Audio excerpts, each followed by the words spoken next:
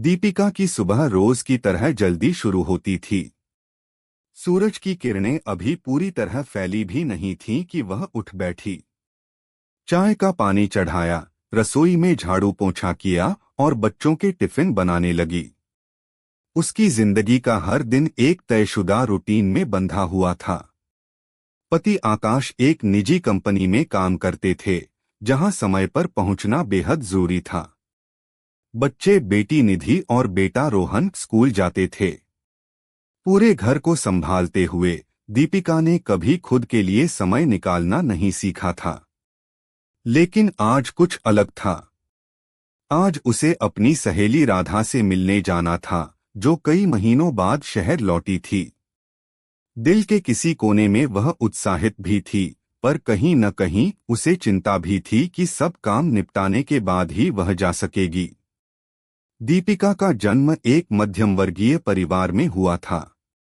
पढ़ाई में तेज होने के बावजूद घर की आर्थिक स्थिति ने उसे जल्दी ही विवाह के बंधन में बांध दिया।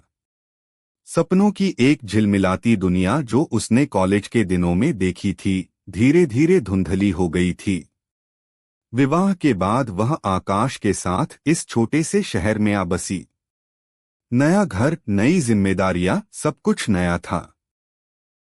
शुरुआत में उसे लगता था कि सब कुछ सुंदर है, लेकिन जैसे जैसे समय बीता, उसने महसूस किया कि उसकी दुनिया सीमित हो गई है। रसोई, कपड़े, बच्चे और घर।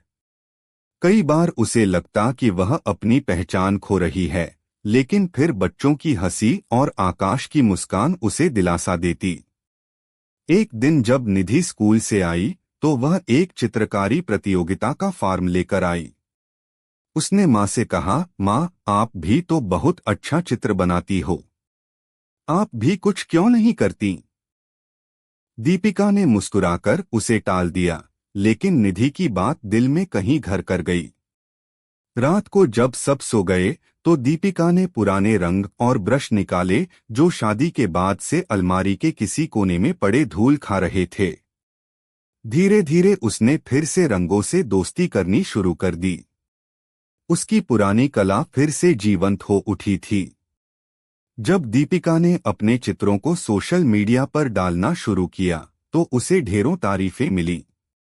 कई लोगों ने उसे चित्रों के लिए ऑर्डर भी दिए। लेकिन साथ ही उसे अपने घर की जिम्मेदारियों के बीच समय निकालने की मुश्किल भी बढ़ने लगी। आकाश शुरुआत में खुश था, लेकिन धीरे धीरे उसे लगने लगा कि दीपिका घर के कामों पर ध्यान नहीं दे रही है। दोनों के बीच कई बार बहस भी हो जाती। दीपिका खुद को दो दुनियाओं के बीच फंसा हुआ महसूस करती, एक तरफ उसकी कला, उसकी पहचान, और दूसरी तरफ उसका परिवार, उसकी जिम्मेदारियां। उसने रातों की नींद छोड़ दी ताकि दिन के कामों में कोई कमी न आए और रात को अपने सपनों को रंग दे सके। एक दिन शहर के बड़े कला मेले में दीपिका को भाग लेने का निमंत्रण मिला। यह उसके लिए एक सुनहरा अवसर था।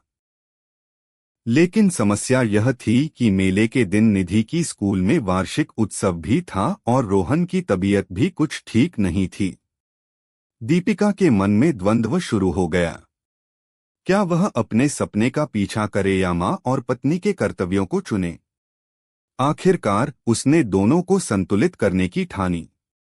वह बच्चों के कार्यक्रम में समय पर पहुंची और फिर आकाश के सहयोग से मेले में भी भाग ली। उसकी चित्रकारी ने मेले में पहला पुरस्कार जीता।